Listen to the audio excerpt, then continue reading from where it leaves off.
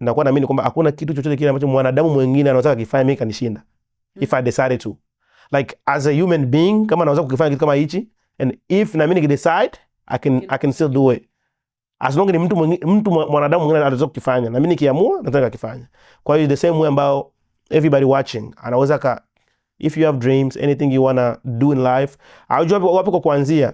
First of all, tafuta watu ambao wapo kwenye ile industry. Some of the problem tuko nayo ni kwamba a lot of people hawanaga watu wa they don't have mentors. Kwamba ni kitu ambacho wewe hujui. Hautakijua tu nyumba tu sababu umekaa tu ndani ama nini utajua hivyo. No, you have to find watu kwenye ile industry ambao wanajua kile kitu ili waweze kuambia the reality ya kile kitu. Inakuaje? What did you do?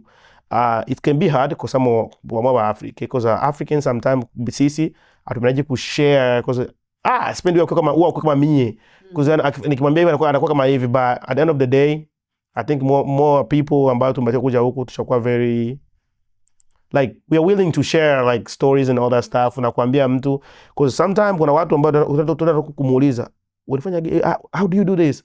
Hiyo ni vigumu sana. I'm like what? Kama umeweza how is vigumu? Right. Like they just want to cut you off.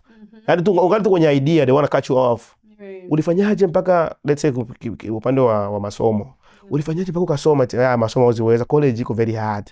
Yani kule watu yani hawalalagi, kule watu tu ni kujisomea. Yani hata kama alikuwa na exactly.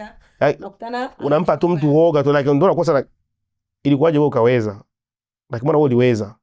Kwa hiyo somebody ambao kama uko smart enough, just ask yourself, but huyu mtu ananiambia vitu hivi viko very negative. So ilikuwaje yeye aliweza hichi kitu?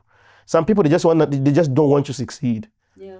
They just don't want you to succeed because they don't want you to look like them. Ndio maana anajaribu kuwekea njia kwa ngumu, which sio hata ngumu. Yeah. Ukijitolea if you give your time and energy.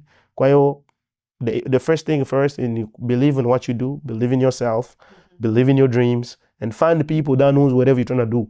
Because it's just not gonna fall out of the sky na ujue tu kile kinakiona kujua.